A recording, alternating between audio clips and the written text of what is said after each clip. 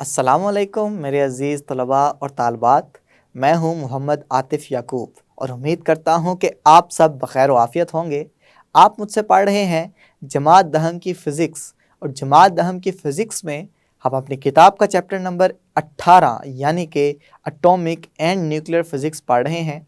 अपने इस चैप्टर के गुज़िश्ता लेक्चर में हमने देखा कि कोई गैर क़याम पज़ीर न्यूक्लियाई अपने अंदर से रेडिएशंस को ख़ारिज करता है और ख़ारिज करते ही वो एक क़याम पज़ीर न्यूक्लियाई में तब्दील हो जाते हैं। हमने इसकी एक मिसाल अल्फ़ा डिके की सूरत में समझी थी। अब मज़ीद इस सफ़र को आगे बढ़ाएंगे और देखेंगे कि बीटा डिके और गैमा डिके किस तरह से मुमकिन है। इसके लिए कौन सी मसावात लिखी जाएंगी। अगर आपको कोई एलिमेंट दे दिया जाए और कहा जाए कि ये एलिमेंट बीटा डिके कर रहा है, तो डिके करने के बाद जो डॉटर न्यूक्लियाई बनेगा वो कैसा बनेगा, ये सब चीज़ें सीखेंगे आज के लेक्चर में। ना सिर्फ ये बल्कि ये भी देखेंगे कि ये गैर क़याम पज़ीर से क़याम पज़ीर होते हैं, ये टूटने के बाद होते हैं। इन टूटने के अमल को किस यूनिट में हम मेजर करते हैं, ये सीखेंगे आज के लेक्चर में। तो चलते हैं अपने लाइट बोर्ड की जानिब। जी तो मेरे अज़ीज़ तलबा और तालबात, हम जहाँ से अपना पिछला लेक्चर अधूरा छोड़ा था हमने वहाँ से ही आगाज़ करेंगे। हमने पिछले लेक्चर के इख्तिताम में अल्फ़ा डिके को पढ़ा और हमने देखा कि अगर कोई भी गैर क़याम पज़ीर पेरेंट न्यूक्लियाइड अपने अंदर से कोई रेडिएशंस जो कि अल्फ़ा रेडिएशंस की सूरत में निकालेगा, तो अब वो अल्फ़ा रेडिएशंस की सूरत में रेडिएशंस निकालने के बाद क़याम पज़ीर डॉटर न्यूक्लियाइड में तब्दील हो जाएगा। इस तरह के अमल को हमने नाम दिया था अल्फ़ा डिके का। लेकिन हमने अपने प्रीवियस लेक्चर्स में गुज़िश्ता लेक्चर्स के अंदर ये भी सीखा है कि अल्फ़ा रेडिएशन सिर्फ एक ही किस्म की रेडिएशंस नहीं है जो कि ख़ारिज होती हैं, बल्कि अल्फ़ा रेडिएशंस के साथ बीटा रेडिएशंस भी ख़ारिज होती हैं और गैमा रेडिएशंस भी ख़ारिज होती हैं। इसका मतलब ये है कि अल्फ़ा डिके एक वाहिद डिके नहीं है न्यूक्लियर ट्रांसम्यूटेशन में, बल्कि गैर क़याम पज़ीर न्यूक्लियाइड अपने अंदर से बीटा रेडिएशंस भी निकालेंगे और गैमा रेडिएशंस भी निकालेंगे और इनको निकालने के बाद वो क़याम पज़ीर न्यूक्लियाइड के अंदर तब्दील हो जाएंगे। अब अल्फ़ा डिके में हमने देखा था कि चूंकि वो एक अदद हीलियम का न्यूक्लियाई है, तो कोई भी न्यूक्लियस अपने अंदर से जब न्यूक्लियस के एटम को बाहर निकाल देगा, हीलियम के न्यूक्लियाई को बाहर निकाल देगा, तो वो क़याम पज़ीर हो जाएगा। तो चलें देखते हैं कि बीटा डिके में हमारे पास सीखने को क्या कुछ है और बीटा डिके में ऐसी कौन सी चीज़ छुपी है जिसको हमने समझना है। तो बीटा डिके की सबसे पहले हेडिंग दे लेंगे। अब बीटा डिके को हमने देखा था कि वो एक अदद इलेक्ट्रॉन है। इलेक्ट्रॉन है मतलब कि इसके ऊपर मनफी चार्ज है। हमने देखा था ना कि हीलियम के ऊपर जो चार्ज है वो कौन सा था, वो चार्ज था जी मस्बत। वो चार्ज मस्बत क्यों था? क्योंकि इसमें पाए जाने वाले प्रोटॉन्स की तादाद ज़्यादा होती है, तो इस वजह से हम इसे प्रोटॉन्स यानी कि मस्बत चार्ज कह देते हैं। अब बीटा डिके का मतलब है इलेक्ट्रॉन, तो इसका मतलब है कि वो गैर क़याम पज़ीर न्यूक्लियाई या गैर क़याम पज़ीर न्यूक्लियाइड जो पेरेंट न्यूक्लियाइड होगा अपने न्यूक्लियस में से इलेक्ट्रॉन को बाहर निकालेगा। लेकिन रुकें ज़रा, सोचें, मैंने तो ये बताया था कि न्यूक्लियस के अंदर सिर्फ और सिर्फ प्रोटॉन होंगे या न्यूट्रॉन होंगे। इलेक्ट्रॉन तो होता है बाहर, जो न्यूक्लियस के गिर्द मदार बने होते हैं उसके गिर्द गर्दिश कर रहा होता है। तो अब यहाँ पे है असल कहानी कि यहाँ पे न्यूक्लियस के अंदर से इलेक्ट्रॉन ने निकलना तो है, लेकिन वो निकलेगा न्यूट्रॉन डिके की वजह से। तो यहाँ पे निकल तो इलेक्ट्रॉन रहा है, लेकिन निकलने के पीछे सारा जो अमल दखल है वो न्यूट्रॉन डिके का है। अब न्यूट्रॉन डिके होगा, जब न्यूट्रॉन डिके होगा तो उस सूरत में एक इलेक्ट्रॉन वो बनाएगा और वो इलेक्ट्रॉन उस न्यूक्लियस से निकलेगा। अब फ़र्ज़ करें कि हमारे पास न्यूट्रॉन है। इस तरह से न्यूट्रॉन में हम जानते हैं कि कोई प्रोटॉन नहीं है, इसका मतलब इसका प्रोटॉन नंबर 0 यानी कि एटॉमिक नंबर 0, लेकिन न्यूट्रॉन खुद तो है, प्रोटॉन की तादाद 0 है, तो न्यूट्रॉन जमा प्रोटॉन की मजमूई तादाद को एटॉमिक मास नंबर कहते हैं। तो वो इस तरह से लिखा जाएगा। तो जब भी न्यूट्रॉन स्प्लिट होगा, टूटेगा तो वो दो किस्म के पार्टिकल्स लाजमी बनाएगा। एक तो बनाएगा वो प्रोटॉन, प्रोटॉन को मैं इस जगह पे हाइड्रोजन का एटम लिखता हूँ क्योंकि उसमें एक प्रोटॉन होता है, और साथ ही साथ वो एक अदद इलेक्ट्रॉन बनाएगा कुछ इस तरह से, और साथ ही साथ एनर्जी भी रिलीज करेगा। तो इसका मतलब है कि जब भी न्यूट्रॉन टूटेगा वो टूटेगा एक प्रोटॉन में और एक इलेक्ट्रॉन में। तो इसका मतलब है कि न्यूक्लियस के अंदर जो तोड़ फोड़ हो रही है वो इलेक्ट्रॉन्स की नहीं हो रही बल्कि न्यूट्रॉन्स की हो रही है। न्यूट्रॉन्स की तोड़ फोड़ के नतीजे में बना इलेक्ट्रॉन। अब चूंकि इलेक्ट्रॉन न्यूक्लियस का बासी नहीं है, वो न्यूक्लियस के अंदर रुका नहीं रहेगा, वो न्यूक्लियस से बाहर निकलने की कोशिश करेगा। लेकिन प्रोटॉन प्रोटॉन जो है न्यूक्लियस के अंदर ही रहते हैं, तो वो न्यूक्लियस के अंदर ही रह जाएंगे, कहीं पे न्यूक्लियस के अंदर ही रह जाएंगे। तो अब इसका मतलब यह हुआ कि जो न्यूक्लियस का बासी है वो न्यूक्लियस के अंदर रहेगा, जो न्यूक्लियस का बासी नहीं है वो न्यूक्लियस को छोड़ के बाहर निकलेगा। इलेक्ट्रॉन निकल गया और इलेक्ट्रॉन के निकलने को हम नाम देंगे बीटा डिके का। तो ये सारी वो कहानी है कि किस तरह से न्यूक्लियस के अंदर से इलेक्ट्रॉन निकल रहा है। इस कहानी को मजीद समझने के लिए फर्ज करें कि मेरे पास एक अदद एटम है। एटम इस तरह से है कि उसमें मौजूद है 5 प्रोटॉन्स और उसमें मौजूद है 5 न्यूट्रॉन्स, कुछ इस तरह से। अब इसका एटॉमिक नंबर क्या होगा? इसका एटॉमिक नंबर यानी Z क्या है जी? 5। और इसका एटॉमिक मास नंबर क्या है जी? वो है जी 10।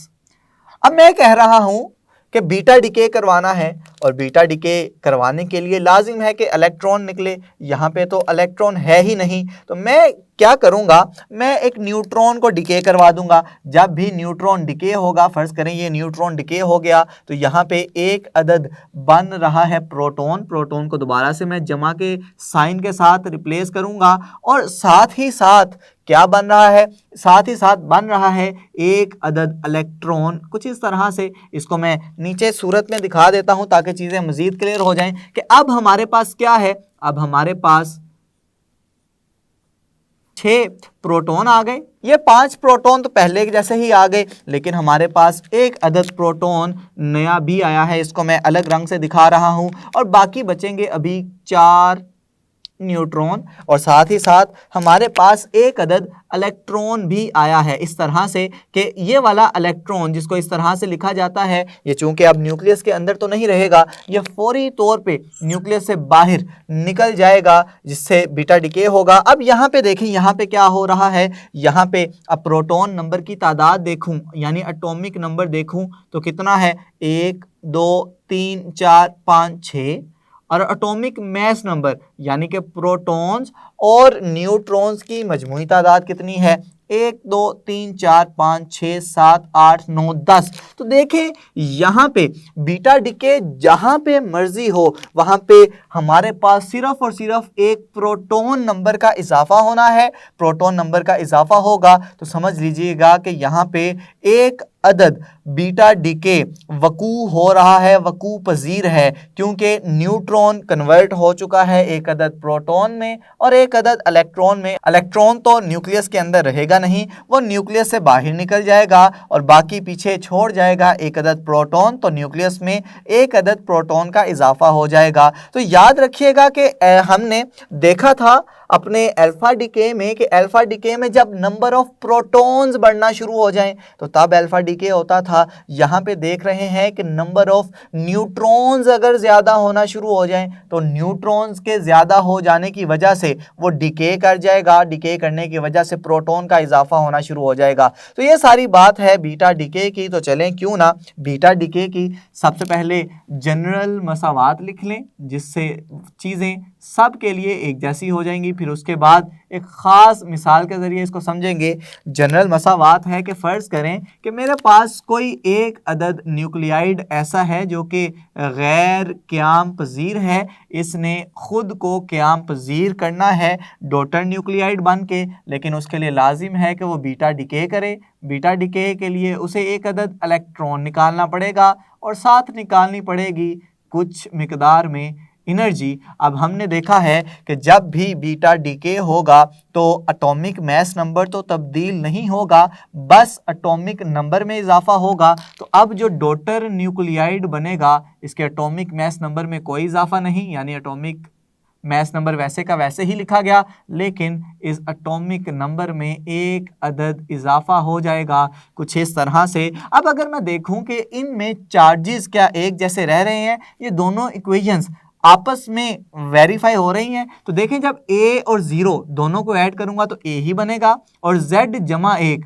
मनफी 1 इन दोनों को जमा करूंगा तो क्या बचेगा मेरे पास, करें जरा इधर, z जमा 1 मनफी 1, तो ये बाद में z ही ना बच गया। तो इसका मतलब है कि ये यहाँ पे और यहाँ पे चार्जेस की तादाद हमेशा एक जैसी रहेगी। Law of conservation of charge ये हमेशा वैलिड रहेगा, इसका इतलाक हर सूरत में होगा। अगर ये ना रहेगा तो इसका मतलब है कि न्यूक्लियर रिएक्शन में कुछ ना कुछ गड़बड़ हो रही है जो कि नुकसान का बाइस बनेगी। तो चलें, ये जनरल मसावात तो हमें समझ आ चुकी है, क्यों ना हम इसकी कोई एक अदद एग्जाम्पल ले लें। फर्ज करें कि मेरे पास एक अदद कार्बन का आइसोटोप मौजूद है जिसको मैं कार्बन 14 और 6 के नाम से जानता हूं। ये बीटा डिके करेगा और बीटा डिके के लिए लाजिम है कि ये अपने अंदर से यानी अपने न्यूक्लियस में से एक इलेक्ट्रॉन निकाले और इलेक्ट्रॉन के साथ साथ एनर्जी का भी इखराज करे। अब हम जान चुके हैं कि जब भी एक पेरेंट न्यूक्लियाइड बीटा डीके के जरिए डॉटर न्यूक्लियाइड में तब्दील होगा तो उसके एटॉमिक मास नंबर पे तो कोई असर नहीं पड़ेगा, लेकिन उसके एटॉमिक नंबर में एक का इजाफा हो जाएगा। और आपके पीरियोडिक टेबल में कोई भी ऐसा एलिमेंट जो कि 7 प्रोटॉन रखता हो उसका एक ही नाम है, उसका नाम है जी नाइट्रोजन। तो कार्बन नाइट्रोजन के अंदर तब्दील हो गया है सिर्फ और सिर्फ बीटा डीके की वजह से। अब चूंकि कार्बन पूरा नाइट्रोजन में तब्दील हो चुका है तो इसे भी हम कह सकते हैं कि ये न्यूक्लियर ट्रांसमुटेशन की एक मिसाल है, एक वजाहत है। तो ये तो बीटा डीके हो गया, लेकिन हम एक ऐसे डीके को भी तो जानते हैं जो कि गैमा डीके होता है, गैमा डीके। अब गैमा डीके में हमने देखा था कि चूंकि अल्फा के ऊपर चार्ज है मस्बत, वो भी एक पार्टिकल है, बीटा के ऊपर चार्ज है मनफी और उसका कोई ना कोई मैस भी है, इसी तरह से अल्फा का भी कोई ना कोई मैस था। तो बीटा के ऊपर चार्ज भी है, मैस भी है, तो पार्टिकल। लेकिन गैमा का ना कोई चार्ज है और ना ही इसका कोई रेस्ट मैस होता है। तो हम कहेंगे कि गैमा डीके सिर्फ और सिर्फ इलेक्ट्रोमैग्नेटिक रेडिएशंस होती हैं, इलेक्ट्रोमैग्नेटिक रेडिएशंस होती हैं ये। और इलेक्ट्रोमैग्नेटिक रेडिएशंस हैं तो सिर्फ और सिर्फ इसमें एनर्जी मौजूद होगी, और इन गैमा डीकेज को अक्सर फोटॉन्स कहा जाता है। फोटॉन्स कहने के पीछे मकसद ही यही है कि फोटॉन्स के पास भी सिर्फ और सिर्फ एनर्जी होती है, ना इनका कोई रेस्ट मैस होता है और ना ही इनका कोई चार्ज होता है। अब इसका मतलब है कि गैमा डीके की वजह से भी जो पेरेंट न्यूक्लियाइड तब्दील हो जाएगा डॉटर न्यूक्लियाइड में तो एनर्जी तो निकलेगी ही निकलेगी। तो चलें देखते हैं जनरल मसावात के ज़रिए कि किस तरह से एक गैर क़याम पज़ीर पेरेंट न्यूक्लियाइड डॉटर न्यूक्लियाइड में तब्दील होता है। फ़र्ज़ करें कि जनरल मसावात अभी आपके सामने लिख रहा हूँ कि एक मेरे पास ये पेरेंट न्यूक्लियाइड है जिसका एटॉमिक मास नंबर A है और एटॉमिक नंबर Z है। ये ऊपर स्टार डाल रहा हूँ। स्टार डालने का मकसद ये है कि यहाँ पे ये जो न्यूक्लियाइड है ये गैर क़याम पज़ीर है, इसने अपने अंदर से निकालना है गैमा रेडिएशंस को। गैमा को इस तरह से जाहिर करते हैं। अब गैमा का ना कोई चार्ज है तो ना कोई मास है, इसका मतलब है ना इसका कोई एटॉमिक मास नंबर, ना इसका कोई एटॉमिक नंबर, और साथ ही साथ निकलेगी बहुत ज़्यादा एनर्जी। अब ना इसका एटॉमिक मास नंबर है ना इसका एटॉमिक नंबर है, तो होगा क्या कि ये जो गैर क़याम पज़ीर न्यूक्लियाई होगा ये अपनी असल हालत में वापस आ जाएगा, लेकिन अब की बार क़याम पज़ीर हो जाएगा इस तरह से कि जो एनर्जी उसके अंदर ज़ायद आ गई थी जिसकी वजह से वो गैर क़याम पज़ीर था, उसने अब वो एनर्जी इन गैमा रेडिएशंस की सूरत में निकाल दी हैं। और गैमा रेडिएशंस की सूरत में एनर्जी निकालने के बाद अब वो क़याम पज़ीर हालत में आ गया है। मिसाल के तौर पर मेरे पास एक एलिमेंट है कोबाल्ट, और कोबाल्ट का एटॉमिक नंबर है 27 और इसका एटॉमिक मैस नंबर है 60। और ये जो है गैर क़याम पज़ीर है। दोबारा बता रहा हूँ कि जहाँ पे भी स्टार नज़र आए तो समझ जाइएगा कि ये गैर क़याम पज़ीर है। इसने अपने अंदर से निकाला है एक अदद गैमा रेडिएशन को, तो गैमा रेडिएशंस को निकालते ही एनर्जी भी निकली साथ साथ, और गैमा रेडिएशंस को निकालते ही ये क़याम पज़ीर कोबाल्ट के अंदर आ गया, और ना इसके एटॉमिक नंबर में तब्दीली आएगी ना इसके एटॉमिक मैस नंबर में तब्दीली आएगी, क्योंकि इस गैमा रेडिएशंस के पास ना कोई चार्ज है ना इसका कोई मैस है। ये खालिसतन एनर्जी होगी कि जो इस कोबाल्ट से निकलेगी, जो कि ज़ायद सूरत में इसके अंदर आ चुकी थी। अब जितने भी डिकेज थे, अल्फ़ा,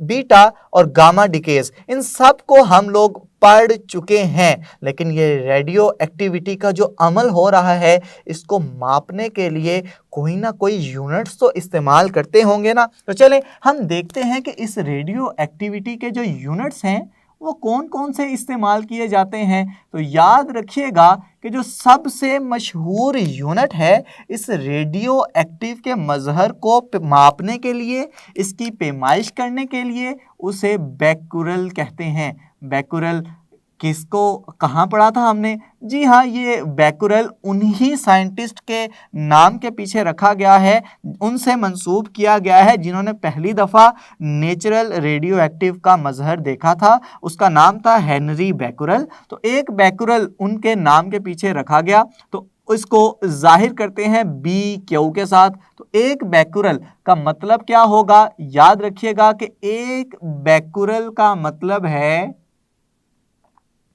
कि फी सेकंड एटम का टूटना, कि एक एटम एक सेकंड में कितना टूट रहा है। तो जितना टूटेगा उसे हम कहेंगे ये एक बैकुरल है। लेकिन ये एक बैकुरल एक छोटा यूनिट है, इस छोटे यूनिट को मापना थोड़ा सा मुश्किल है। तो इसके लिए हम सहारा लेते हैं बैकुरल के बड़े यूनिट्स का। उन बैकुरल के बड़े यूनिट्स में आता है 1 किलो बैकुरल, और 1 किलो बैकुरल बराबर है 10 की ताकत 3 बैकुरल के।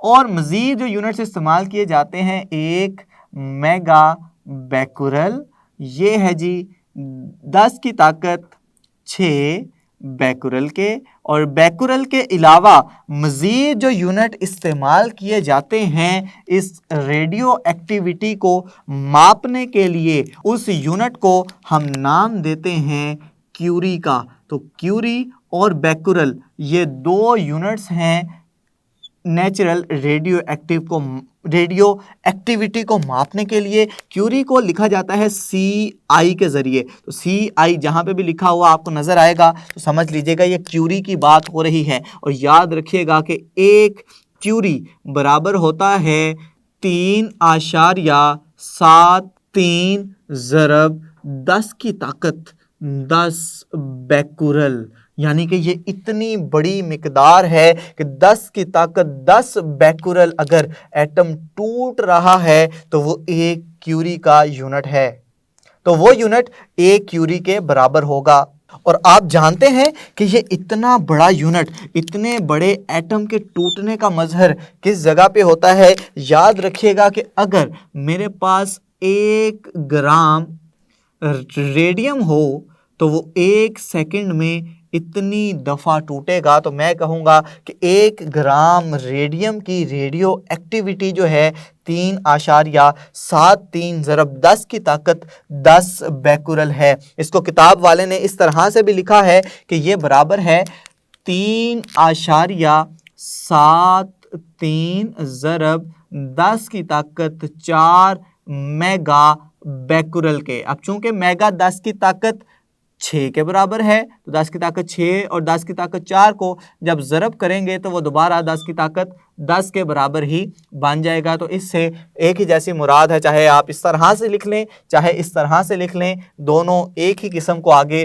पहुंचा रहे हैं, एक ही पैगाम आगे पहुंचा रहे हैं। तो उम्मीद करता हूं कि रेडियो एक्टिविटी के बारे में, डिकेज के बारे में और उनके यूनिट्स के बारे में जितनी भी बहस मैंने आज आपके साथ की है आपको समझ आई होगी। उम्मीद करता हूं कि आपने इसके नोट्स भी बना लिए होंगे।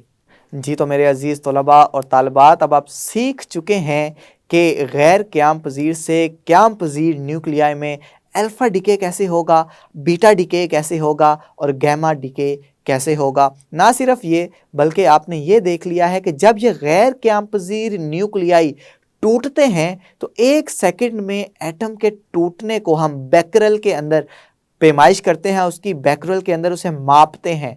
हमने बैकरल के मज़ीद units kilo Becquerel, mega Becquerel और सबसे बड़ा यूनिट क्यूरी भी देख लिया, जो कि 3.73 ज़रब 10 की ताकत 10 बैकरल के बराबर होता है। उम्मीद करता हूं कि आज के लेक्चर में सिखाई गई सारी बातें आपने सीख ली हैं। मज़ीद सफ़र को आगे बढ़ाएंगे अपने आइंदा वीडियो लेक्चर में। तब तक के लिए अपना ख्याल रखें, अपने से ज़्यादा दूसरों का खुश रहें, खुशियाँ बांटें। अल्लाह हाफ़िज़।